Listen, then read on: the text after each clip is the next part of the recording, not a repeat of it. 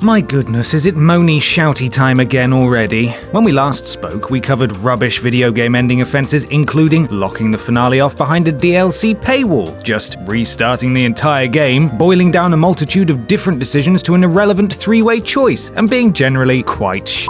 It's time for some more! I'm Ben from What Culture, and here are 10 more video game endings that were profoundly insulting. Number 10. Ghosts and Goblins. Sir Arthur's had a rough day, having contended with zombies, ogres, demons, cyclops, dragons, and more. What he was faced with at the end of the game would cause any other person to crumble. Originally released on arcade machines, the title is extremely fondly remembered and highly revered, having been remastered and re-released into oblivion. However, upon reaching the final boss, if the player doesn't have the cross weapon, they're chucked all the way back to the beginning of level 5 and must play all the way through to the end again. If they do have the cross weapon and beat the final boss, surprise! It was apparently a trap devised by Satan, you fucking idiot. Back to the start of the game on a higher difficulty for you. It's worth beating again though, if not for the incredible ending text. Congratulations! This story is happy end.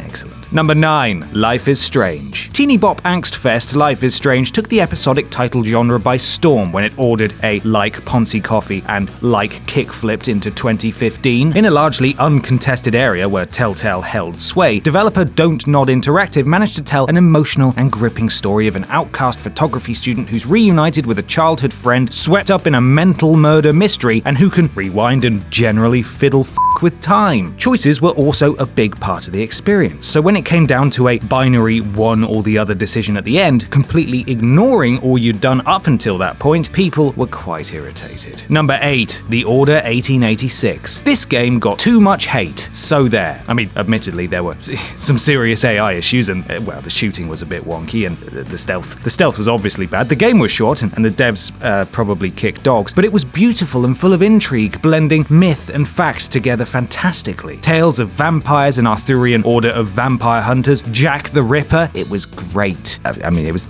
okay. The central plot revealed the suspect United India Company trying to ship slumbering vampires across the world, but all protagonist Sir Galahad does by the end of the game is fight an identical boss fight from earlier on, confront the traitor within the Order, and then walk away, shunned, an outcast. He's last seen staring moodily across the London skyline, with no payoff and definitely no sequel. Number 7. BioShock Infinite. Like many people, this ending kind of blew my mind a little, but I can kind of understand where people are coming from when they say it's a little pretentious and wanky. However, I don't fully understand where they're coming from. Oh, Jules!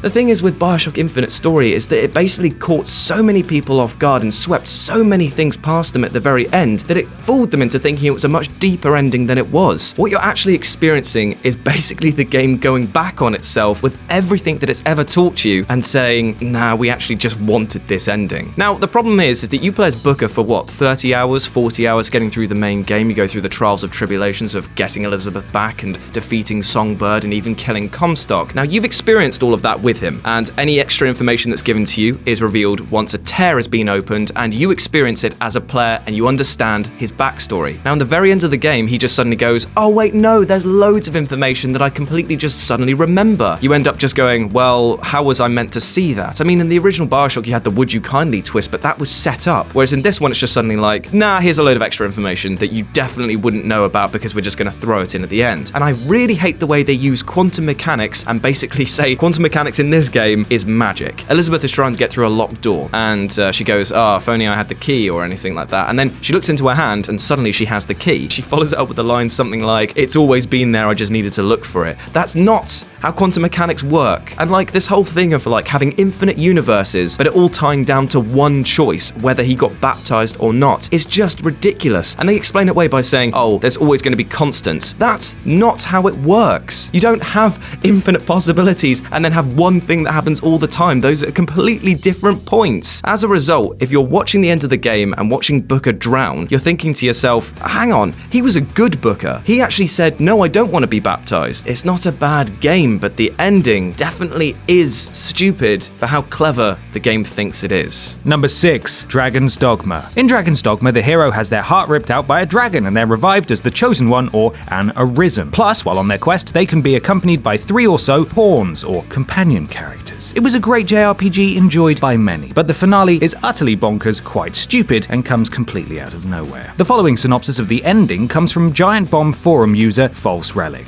Here we go. Let me get this straight and correct me if I'm wrong. You were being tested to take the place of another Arisen as god, and if you fail, you get turned into a dragon looking for an Arisen who has the potential to become a god. Then, once you become a god, you have to kill yourself. Once you kill yourself, your main pawn takes over your body and begins a relationship with the person you fell in love with.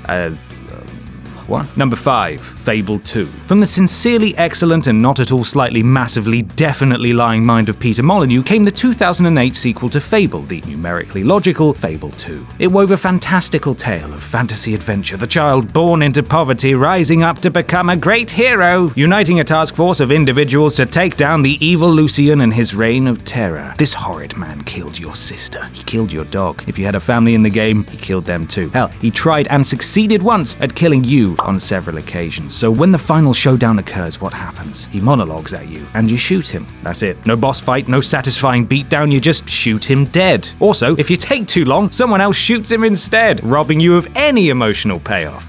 Naff. Number 4. Far Cry 4. Oh look, it's a franchise Ubisoft has sort of run into the ground with overexposure. Far Cry 4 was an enjoyable, if familiar romp through the fictional Himalayan nation of Karat that saw AJ returning to his ancestral land to lay his mother's ashes to rest. You're immediately intercepted and greeted by tyrannical ruler Pagan Min, who takes an interest in you when he learns who you are. Taking the opportunity to escape during dinner at the start, you then spend the game fighting alongside rebel group The Golden Path to put an end to Pagan's evil ways. But, much like Fable 2, there's no real satisfaction that comes from the ending. When you confront Pagan, all he wants to do is talk. You can shoot him immediately if you want, or you can listen to what he has to say and shoot down his helicopter as he flies away, or you can just let him go in the helicopter. I mean, he does tell you vital information about your mother and allow you to lay her ashes at a shrine dedicated to her, but the lack of payoff after 30 hours of fighting against his forces was quite the letdown. Also, if you don't take the opportunity to escape during dinner at the start, he tells you the info he does at the end of the game, and you go straight home. It's a fun Easter egg, but highlights the larger issue, really. Number 3. Assassin's Creed 3. While it's widely agreed upon that Black Flag was the last real home run for the Assassin's Creed franchise, it certainly dipped with Assassin's Creed 3. I mean, there wasn't too much wrong with it, just an uninteresting plot, a lack of tool architecture to climb, and a protagonist who could have been swapped out for a block of balsa wood halfway through and nobody would have known. I suppose you could call him a shit protagonist with all the charisma of wet cardboard for wankers. Hashtag shit protagonist with all the charisma of wet cardboard for wankers. The 18th century portion ends with Connor yelling about Charles Lee and stabbing everything that moves before burying an amulet. The ever so slightly rubbish modern day section ended with Desmond finding that amulet, sacrificing himself to avoid a civilization-ending disaster, and freeing an ancient being called Juno, who wants to take over the world.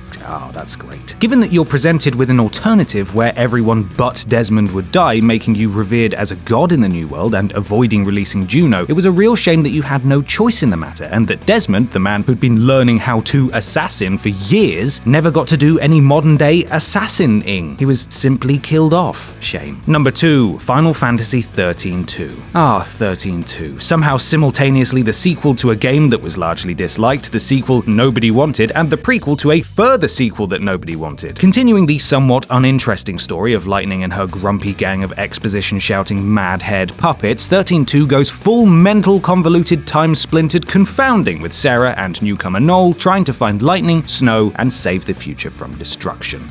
Or something. The real problem here is that none of the major issues raised are actually resolved, with it ending on those 3 dreaded words, to be continued. Hooray! Now you can buy the next one to maybe get some closure. That is, if you actually have much of a clue what's going on, which you probably don't. Number 1. Dead Space 3. Dead Space 3 was a bit of a shock to most series fans. 1 was a tight, scary thrill ride through shit-your-pants city, and 2 was largely a continuation of that. 3, however, was a mega-budget thrill ride with co-op, and I don't care who you are, I don't care where you're from. Co-op ruins horror. Got it? Good. So at the end of the game, Isaac Clarke and Soldier Accomplice crash two celestial bodies into one another, presumably saving the universe, and almost definitely dying in the process. Except, surprise! There's a post-credit stinger that has Isaac calling out via an audio log. And how would they address his alive/deadedness? DLC. DLC that ends with an ambiguous cut to black, no less. Shit.